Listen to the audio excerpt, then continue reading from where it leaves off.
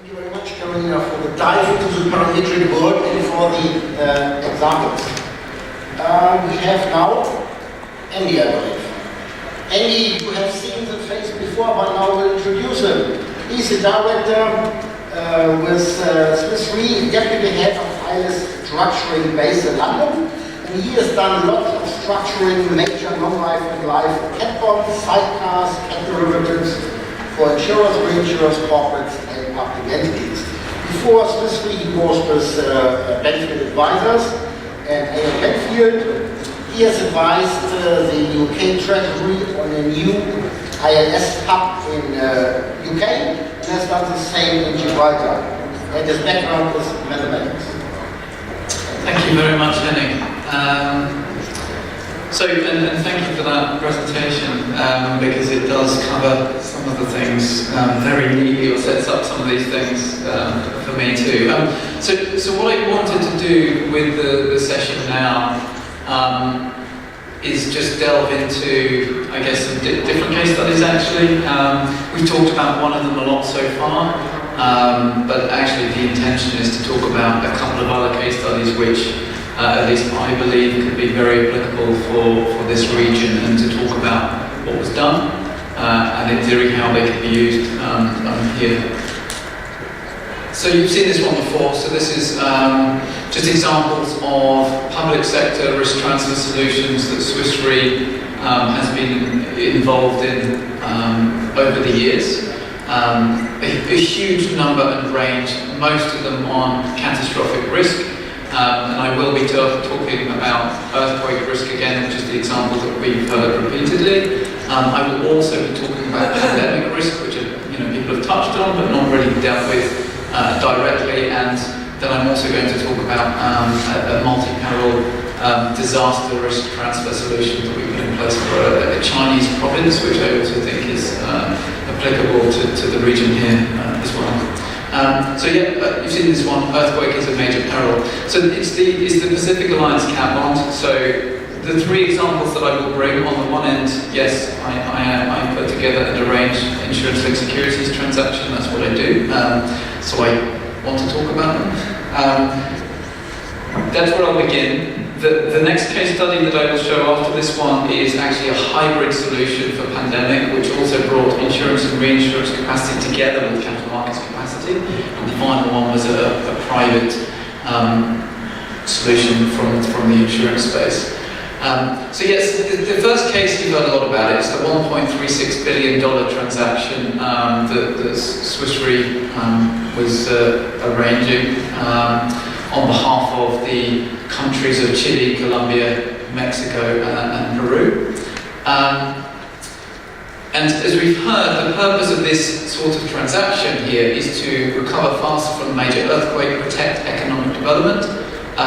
They could build customized coverages in line with what you've heard about parametric triggers for each country's exposure and their overall disaster risk financing strategy. And we've also heard from earlier, I think Ron showed the figures, this was very, very well received by the capital markets, and each country was able to secure competitive pricing. What I wanted to do to delve one step deeper into this particular transaction, which I suppose we haven't done so far, and that's actually give the direct example of how it works in some detail. Now this gets a little bit more technical, but what it does is shows the actual application of what I think some of the panelists, certainly Henning had the example. Actually, how does this work? So every one of these countries transacted with essentially the same structure. So they just drew lots of little boxes around their country and collected mini cat in a box, we call them, or cat in the grid. We love our little phrases in our industry. Each one had its own distinct magnitude threshold. So we basically constructed this and had a different threshold for every single box. And you think, well, why do I do that? Well, obviously, if I have a higher magnitude in one zone compared to a lower magnitude in another zone, it makes a big difference in terms of my economic loss, depending on whether or not I have a large population there, whether I have a city locally or not. So we changed that. So, for example, as shown, an 8.1, 8.3, 8.5 magnitude event could correspond to 30, 70, 100% payout, respectively. As we got closer to major city centres, the other thing, and this is where it gets a little bit more complicated, you can basically build in tiered depth conditions. So depending on how deep, so basically where the hypercentre of the earthquake is, that also has an effect on the damage on the surface to the city. So you can start to build in actually the three-dimensional angles of an earthquake even within this structure. So the only variables used determining this loss, epicenter, depth, location, and the date of occurrence. But each single country can basically customize the same solution, and they did customize the solution, and they were able to transact very large and successful transactions.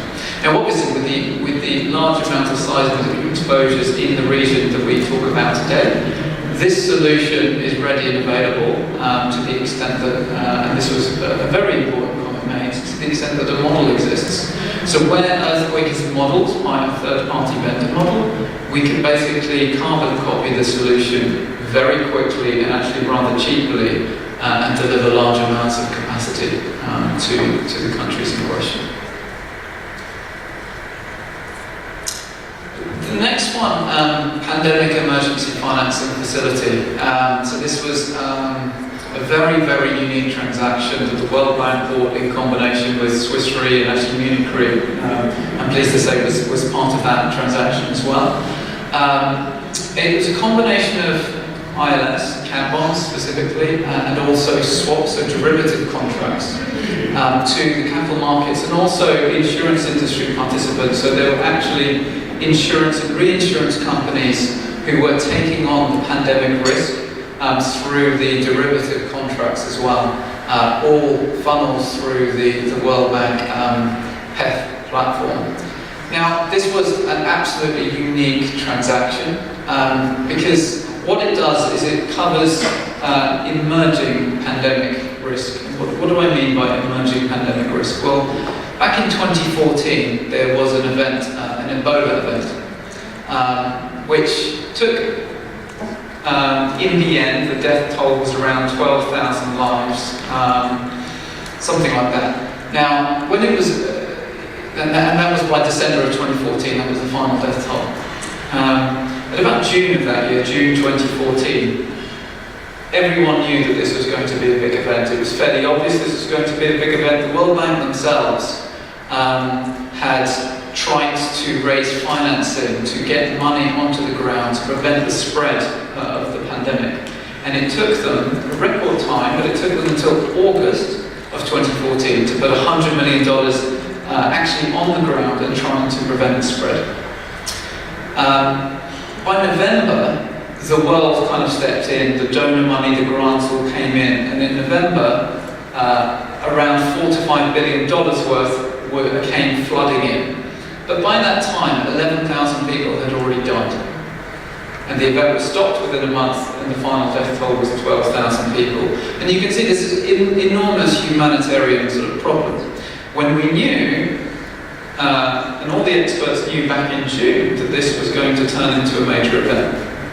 Now, had this transaction been in place, there would have been a payment in June of that year of something like $60 million. And I think the death toll at the time was 500 people. And it could have stopped it. 500 to 12,000. It's an enormous amount, and that's what this transaction does.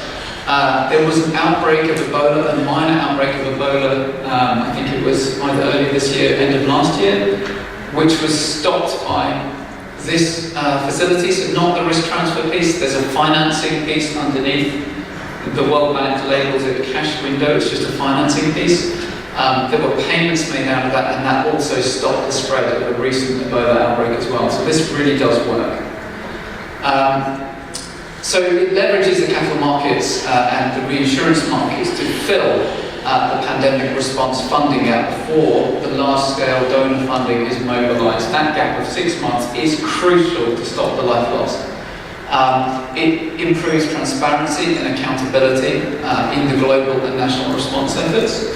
Why? Because you only get the funding from the World Bank if you put those in place. So that was a big part of it. So they went through, in the 2 to 3 years that we put this into place, they were going through each of these countries and making sure that they knew how the money would actually be put into place if this was triggered. It's, funny enough, it is the first solution focused on the prevention of a catastrophe rather than the payout of post-event claims. And that sounds like a very simple thing to do. But actually, it's, you know, some of the conversations we had when we put this structure together with investors was, oh yeah, but you know, if you don't actually have the event, then I'm going to get my money back, right? Well, it's no, because the whole point of this structure is to stop the event happening in the first place. So, all in all, this transaction created a market where there was none. There was no insurance market, no reinsurance market, no capital market that dealt with this risk. We created out of thin air with no modelling, that all had to be created. We created the market, we put the deal together and we sold it. So it's an enormously successful transaction. And I have to add a word here for Germany and Japan, who were the major donor countries who basically financed the premium associated with this, and ultimately to the benefit of the world's 77 poorest countries. Now, you may sit there and say, well, that's great, what's the applicability to our region? Well, of course, this region is exposed to pandemic and epidemics just like every other country in the world. And you will benefit, actually, from this transaction being in place anyway, because there is a global mechanism behind this transaction to try to monitor and prevent the spread of these epidemic and pandemics. But it can be translated down to country level. So an individual country can take responsibility for managing its epidemic and pandemic and transact and do the risk transfer on that basis. It can even look at the triggers associated with it, learn from it, and actually consider instead, how about I look into the number of cases and deaths, the speed of spread, the geography, the disease type, and I learn from that and I decide actually this is a pretty good objective measure of how impactful this event is going to be and mobilise its own resources. So even down to that level, you can see the benefits that something like this can bring, and I think it's a really interesting case study. The final case study that I want to bring today was for Heilongjiang provincial government. This is a private insurance-led transaction, so this is not capital markets now, this is much more actual within the insurance space. Multi-peril parametric disaster relief coverage. And fundamentally the situation behind this case study is we have a provincial government which ensures its fiscal contingent liabilities for disaster relief in 28 counties. And basically they're just classified as less poverty resilient. So they've already gone ahead and identified which are the exposed counties here, which ones really are the ones which have a problem if something like this happens. So they insure them. And then basically, once they've got that information, they construct this product to pay out if one of these perils occurs. The reason why I wanted to talk about this one is this is not an earthquake or some major level event. This is a localized event. This is something which is very, very applicable to many of the countries here today. This is flood, this is excess rain, this is drought, and this is temperature.